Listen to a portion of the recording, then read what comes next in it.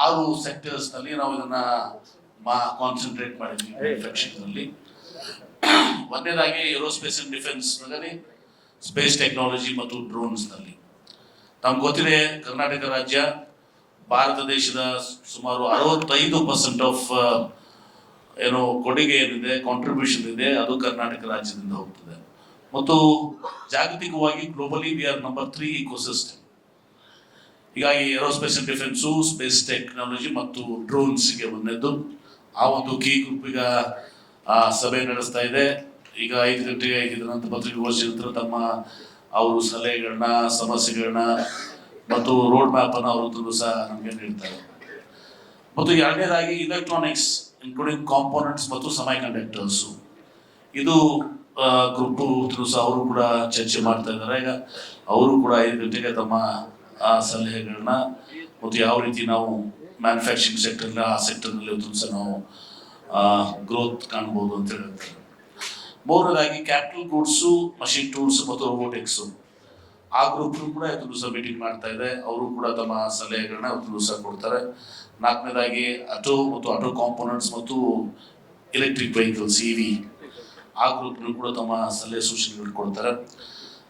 ಐದನೇದಾಗಿ textiles ಕೇವಲ textiles ಅಲ್ಲ, materials, technical, MMF, ಆ ಗ್ರೂಪ್ ಕೂಡ ಇವತ್ತು ಸಹ ತಮ್ಮ ಮೀಟಿಂಗ್ ಅನ್ನು ಇವತ್ತು ಸಹ ಸಬ್ ಗ್ರೂಪ್ ಮೀಟಿಂಗ್ ಮಾಡ್ತಾ ಇದ್ದಾರೆ. ಅವರು ಕೂಡ ತಮ್ಮ ಅಡ್ವೈಸ್ ಅನ್ನು ಕೊಡ್ತಾರೆ. ಅದೇ ರೀತಿ ಕನ್ಸ್ಯೂಮರ್ ಪ್ರಾಡಕ್ಟ್ಸ್, FMCG, ಫುಟ್ವೇರು ಮತ್ತು ಟಾಯ್ಸು, ಎಲ್ಲದಕ್ಕೂ ಕೂಡ ಆ ಗ್ರೂಪ್ ಅನ್ನ ಇವತ್ತು ಸಹ ಡಿಸ್ಕಷನ್ ನಡೀತಾರೆ. ಸಬ್ ಗ್ರೂಪ್ ಅವರು ಕೂಡ ಮಾಡ್ತಾರೆ. ಕೆಲವೊಬ್ರು ಇಂಪಾರ್ಟೆಂಟ್, ಭಾಳ ಎಲ್ಲರೂ ಇಂಪಾರ್ಟೆಂಟ್, ಆದರೆ ಕೆಲವೊಂದು ಇಂಪಾರ್ಟೆಂಟ್ ಅಟೆಂಡೆನ್ಸ್ ಇದು ಕಂಪ್ನೀಸ್ ಏನು ಪಾರ್ಟ್ನರ್ ಮಾಡಿದ್ದಾರೆ. ಪ್ರಶಾಂತ್ ಪ್ರಕಾಶ್ ಅವರು SL ಅವರು ಫೌಂಡಿಂಗ್ ಪಾರ್ಟ್ನರ್ ಇದ್ದಾರೆ. ಅರವಿಂದ್ ಬೆಳಿಗೇರಿ ಅವರು ಇದ್ದಾರೆ.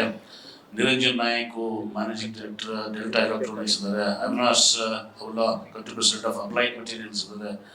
ಆಮೇಲೆ Harish Khangodu managing director of Krones ಅವರು ಇದ್ದಾರೆ. Hiren Soda CEO of Wings Agro ಇದ್ದಾರೆ. ಅನ್ PB board member and president corporate affairs and Shahi Exports ಇದ್ದಾರೆ. ಆಮೇಲೆ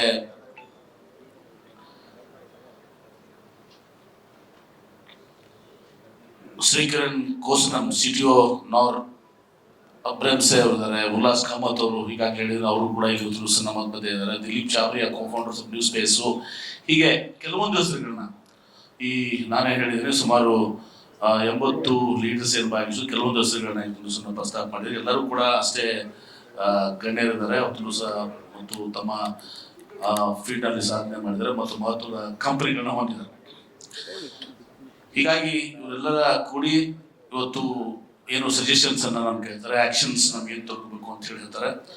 ಆ ಆಕ್ಷನ್ಸ್ ಅನ್ನ, ಸಜೆಷನ್ಸ್ ಅನ್ನ ನಾವು ಅದನ್ನ ಇಂಪ್ಲಿಮೆಂಟ್ ಮಾಡಿ ಇವತ್ತು ಬರುವಂತ ದಿವಸಗಳಲ್ಲಿ ಕರ್ನಾಟಕ ರಾಜ್ಯ ಈ ಬದಲಾವಣೆ ಆಗುವಂತ ಸಂದರ್ಭದಲ್ಲಿ, ಯಾಕಂದ್ರೆ ಜಾಗತಿಕ ಮಟ್ಟದಲ್ಲಿ ತಾವು ನೋಡ್ತಾ ಇದ್ದೀರಿ, ಈ ಜಿಯೋ ಪೊಲಿಟಿಕಲ್ ಸಿಚುವೇಶನ್ ಇವತ್ತು ಸಹ ಯುದ್ಧದ ವಾತಾವರಣ ಎಲ್ಲ ಕಡೆನೂ ಕೂಡ ಕಳೆದಿದೆ.